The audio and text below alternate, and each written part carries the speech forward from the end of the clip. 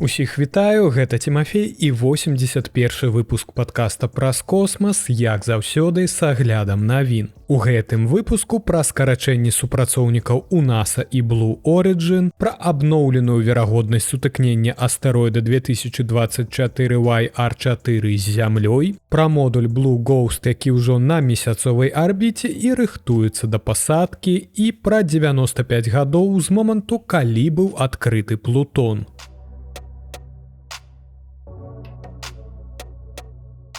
Колькасць супрацоўнікаў NASA скарацілася прыкладна на 10%. З улікам адкладзеных звальненняў і выпрабавальных тэрмінаў, якія сканчаюцца, на гэтым тыдні было скарочана каля 10% усіх супрацоўнікаў агенцтва. І, мяркуючы паводле некаторых крыніц, рыхтуюцца варыянты значнага скарачэння штата ў бліжэйшыя месяцы. Многія абураны тым, што адносна невялікі бюджэт NASA, а гэта менш за палову 1% федэральнага бюджэта, магчыма скарачаецца дзеля павелічэння фінансавання арміі альбо для кампенсацыі зніжэння падаткаў для багатых. Тым не менш, відавочна, што ў бюджэце NASA маюцца значныя празмернасці, а праекты пастаянна зрушваюцца ў бок павелічэння бюджэту. Напрыклад, за апошнія дзесяцігоддзя касмічнае агенцтва прамарнавала больш за $3 мільярды у год на распрацоўку месяцовай ракеты-носьбіта звышцяжкога класа Space Launch System. А касмічны карабель Арыён абыходзіцца ў $1 мільярд у год, і на дадзены момант ён не мае пілатуемага палёту, толькі адзін беспілотны палёт. Гэтыя звальнення азначаюць сабой першы крок на шляху да пераходу ад традыцыйнага космасу да камерцыйнага. Калі Сенат США зацвердзіць Джарета Айзекмана ў якасці наступнага кіраўніка NASA, яму разам з яго камандай давядзецца прыняць важныя праграмныя рашэнні аб тым, якія інвестыцыі варта перанесці разам з NASA ў будучыню, а якія пакінуць у мінулым. Далей эстафету прымае аэракасмічная кампанія Джефа Безоса Blue Origin, якая звальняе каля 1000 сваіх супрацоўнікаў. Blue Origin не раскрывае, колькі ў яе супрацоўнікаў, але па дадзеных у СМІ колькасць складае каля 10 000 чалавек. Такім чынам, новыя звальненні, гэтак жа як і ў NASA, складаюць каля 10%. Джеф Безос заснаваў Blue Origin у 2000 годзе, за 2 гады да таго, як Ілон Маск заснаваў SpaceX. Абодва мільярдэры заявілі, што хочуць дапамагчы чалавецтву пашырыць сваю прысутнасць у космасе. Маск ужо даўно засяроджаны на Марсе, тады як Безос прасоўвае патэнцыял гіганцкіх касмічных станцый. Blue Origin запускала свой субарбітальны цалкам шматразовы карабель New Shepard 29 разоў на сённяшні дзень. Апошні раз адбыўся 4 лютага. 9 з гэтых 29 палётаў былі пілатуемымі. У дадзены момант кампанія распрацоўвае вялікую часткова шматразовую ракету пад назвай New Glenn, якая была запушчана ўпершыню ў мінулым месяцы. Гэты выпрабавальны палёт быў прызнаны паспяховым. Верхняя ступень ракеты дасягнула каля зямной арбіты, як і планавалася. А вось першая ступень ракеты не змагла прызямліцца на карабель у моры. Цэнтр даследавання калязямных аб'ектаў NASA ў лабараторыі рэактыўнага руху ў паўднёвай Каліфорніі прааналізаваў новыя дадзеныя, прадстаўленыя Цэнтрам малых планет. 18 лютага абноўленыя разлікі ўстанавілі верагоднасць сутыкнення астэроіда 22 снежня 2032 года на ўзроўні 3,1%. Гэта самы высокі паказчык калі-небудзь зарэгістраваны для аб'екта такога памеру або больш. Але ж у момант, калі я записываю падкаст, з'явіліся новыя дадзеныя і верагоднасць сутыкнення знізілася да 0,28%. Кожнае дадатковае ночназіранне дапамагае навукоўцам звузіць магчымую траекторыю астэроіда і лепш ацаніць патэнцыйную рызыку для нашай планеты. NASA чакае, што гэтыя адзнакі верагоднасці працягнуць змяняцца па меры атрымання дадатковых дадзеных у бліжэйшыя дні ці тыдні. Акрамя таго, ёсць таксама шанец, што гэты астэроід можа сутыкнуцца з месяцам. Бягучыя разлікі ацэньваюць верагоднасць гэтага сутыкнення ў 0,8%.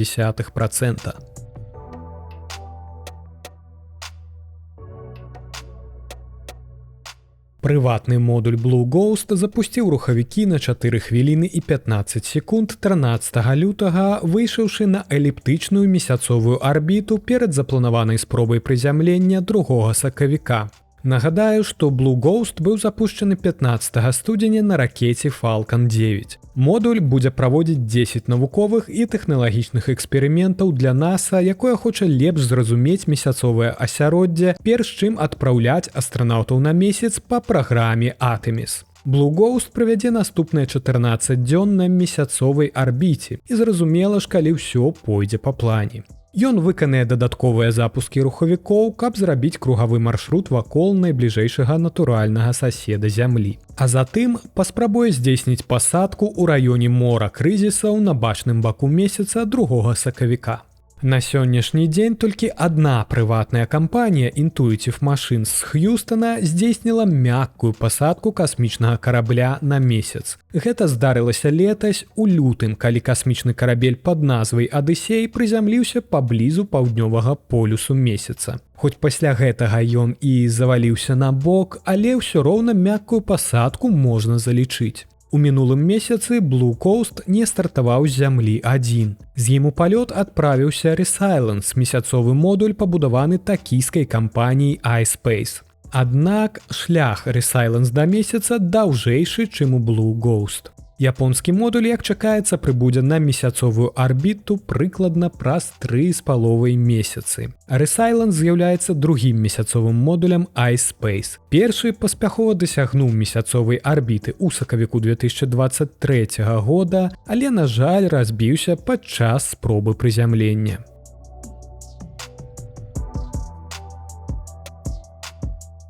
18 лютага 95 гадоў таму у 1930 годзе усімі любімая, але не зусім планета Плутон была адкрыта астраномам Клайдам Томбай падчас працы ў абсерваторыі, якая носіць імя Лоуэлла ў Флагстафе, штат Арызона. Сам жа Персіваль Лоуэлл заснаваў гэтую абсерваторыю яшчэ ў 1894 годзе, таму што быў зачараваны Марсам. Цяпер яна носіць назву Дом Плутона. Персіваль Лоуэлл шукаў планету Х, якая, як лічылася, хавалася на ўскраінах сонечнай сістэмы за Нептунам у вобласці, вядомай як пояс Койпера. Але ж толькі ў 1930 годзе, прыкладна праз 15 гадоў пасля смерці Лоуэлла, іншы астраном абсерваторыі, якая носіць яго імя абсерваторыі Лоуэлла, Клайд Томба, знайшоў Плутон. Цікава, што пасля таго, як Плутон быў адкрыты, астраномы вярнуліся да старых здымкаў, якія былі зроблены яшчэ да смерці Персіваля Лоуэлла. Яны правялі так званае папярэдняе адкрыццё, каб сказаць: вось гэта новая планета была на гэтым здымку, які мы зрабілі яшчэ ў 1915 годзе. А мы проста не зразумелі, што гэта была тая ж самая штука, якую мы шукалі.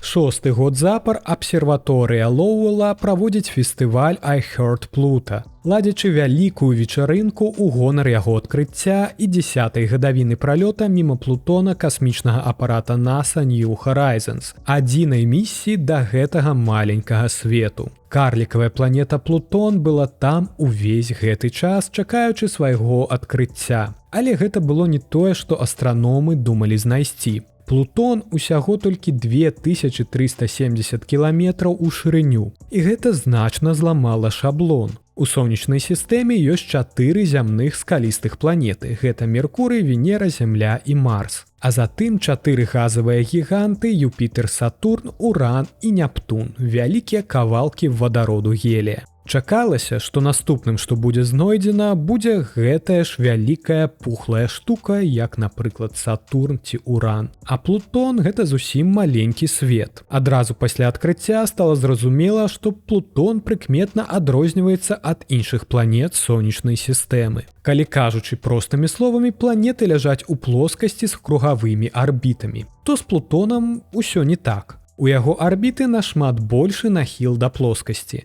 З-за гэтага часам Плутон падыходзіць да Сонца бліжэй, чым Нептун. Таксама астраномам доўга не ўдавалася разгледзець яго дыск, з-за чаго лічылася, што Плутон валодае вельмі цёмнай паверхняй, а па масе ён блізкі да Зямлі. Аднак маса Плутона ў 450 разоў меншая за масу Зямлі. Для параўнання, маса месяца ўсяго ў 81 раз меншая за масу нашай планеты. Што да дыяметра, як вы ведаеце, то ён у Плутона складае 2370 кіламетраў. Дыяметр таго ж месяца складае 3475 кіламетраў, а дыяметр Зямлі цэлых 12756 кіламетраў. Цікава, што пасля адкрыцця новага нябеснага цела розныя вучоныя прапанавалі цэлы шэраг варыянтаў яго назвы. Сярод іх Зеўс, Мінеўра, Кронас, а таксама Персіваль. У гонар Персіваля Лоуэла, пра якога я ўжо вам казаў.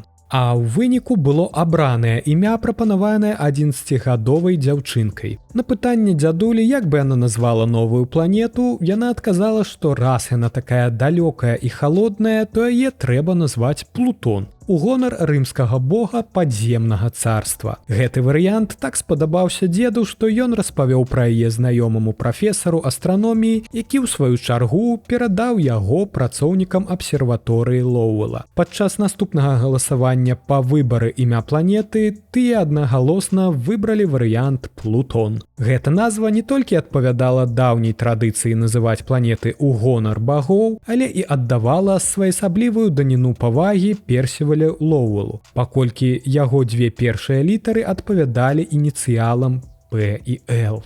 За ўсю гісторыю Плутон пакуль што наведаў толькі адзін касмічны апарат, гэта зонд NASA New Horizons. Ён быў запушчаны ў студзені 2006 года і дасягнуў сваёй мэты ў ліпені 2015. Цікава, што ў момант запуску New Horizons Плутон усё яшчэ насіў званне планеты. Але вернемся да пытання, чаму Плутон перастаў лічыцца планетай. Плутон быў у складаным становішчы, калі справа тычылася таго, каб быць планетай. Гэта звязана не толькі з яго невялікім памерам, але і з іншымі фактарамі. У яго 5 вядомых на дадзены момант натуральных спадарожнікаў: Харон, Нікс, Гідра, Кербер і Стыкс. Усе імёны гэта персанажы з грэцкай міфалогіі, звязаныя з падземным светам. Але натуральны спадарожнік Харон удвая меншы за самого Плутона. То бок настолькі вялікі, што паводле NASA камбінацыю Плутон-Харон часам называюць падвойнай планетай.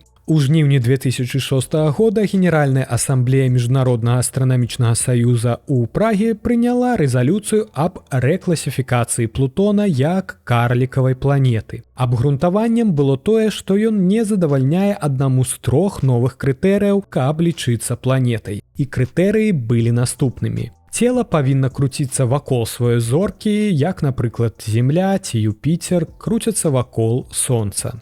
Другое, цела павінна быць дастаткова вялікім, каб мець амаль сферычную форму. І трэцяе, цела павінна аказваць значны ўплыў на арбітальную устойлівасць іншых аб'ектаў у яго наваколлі. Або, іншымі словамі, планета павінна ачысціць сваю арбіту або прастору ад іншых целаў. Паколькі Плутон не адпавядаў толькі апошняму з гэтых крытэрыяў, пасля шматгадовых дэбатаў ён быў паніжаны да статусу карлікавай планеты большасцю галасоў Міжнароднага астранамічнага саюза на яго штогадовым сходзе. А калі б гэты дакумент не быў зацверджаны, у нашай сонечнай сістэме было б 12 планет. Кампанію 8 класічным планетам і Плутону павінны былі скласці Ірыда, Церэра, а таксама Харон. Яго прапаноўвалі класіфікаваць як планету на той падставе, што цэнтр мас сістэмы Плутон-Харон знаходзіцца за межамі Плутона. Рашэнне выключыць Плутон з ліку планет не абышлося без крытыкі. Яго апаненты, прычым справядліва паказвалі на тое, што калі б Зямля знаходзілася на месцы Плутона, то яна таксама б не змагла прачысціць наваколле сваёй арбіты.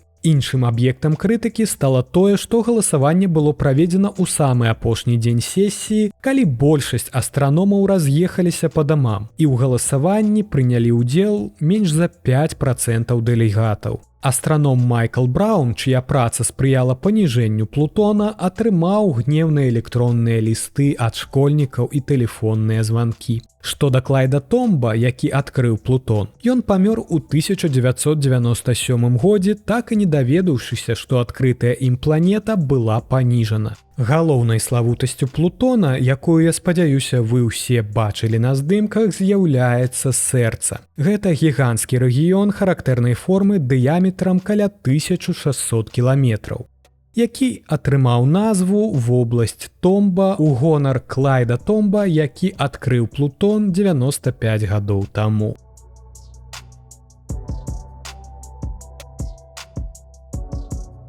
І гэта ўсе навіны, пра якія я хацеў распавесці вам у выпуску. Цяпер пагаворым пра падзеі наступных тыдняў.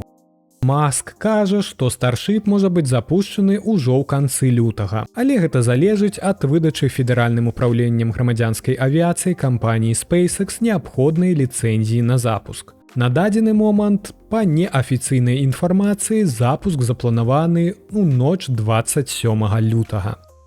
У рамках праграмы Артеміс NASA плануе адправіць місію Prime-1 да паўднёвага полюсу месяца. Мэта місіі выпрабаваць тэхналогію свідравання і аналізу месяцовага грунта для пошуку вадзянога лёда, што стане важным крокам для устойлівай прысутнасці чалавека на месяцы. Асноўныя інструменты місіі – гэта свідравая устаноўка для збору пробаў месяцовага грунту і мас-спектрометр для аналізу газаў, якія выдзяляюцца з гэтых пробаў. Запуск місіі на дадзены момант запланаваны таксама на 27 лютага і пройдзе ён з дапамогай ракеты Falcon 9. Пасадачны модуль Nova-C, распрацаваны кампаніяй Intuitive Machines, даставіць абсталяванне на паверхню месяца. Гэты пасадачны модуль Nova-C пад назвай Атэна уяўляе сабой высокі шасцікутны цыліндр на 6 пасадачных апорах, і ён здольны даставіць на паверхню ад 100 да 130 кілаграмаў грузу. Ён будзе выкарыстоўваць сонечныя панелі для генерацыі 200 Вт энергіі на паверхні месяца. Акрамя таго, ён пратэстуе новую сістэму сувязі Nokia LTE 4G. Гэта будзе першая месяцовая сотавая сетка. Таксама на борце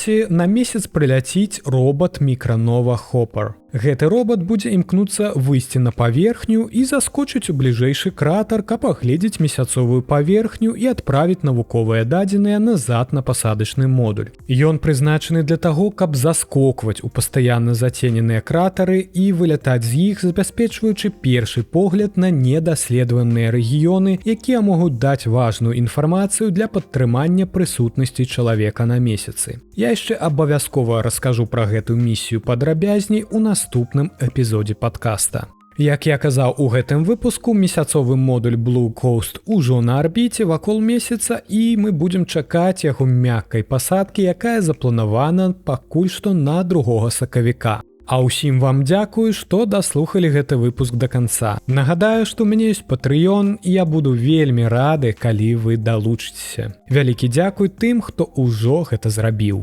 Каб не прапусціць самыя цікавыя касмічныя навіны, таксама далучайцеся да маіх сацыяльных сетак. Усе спасылкі на сацыяльныя сеткі знаходзяцца ў апісанні падкаста. Дзякуй, пачуемся ў сакавіку.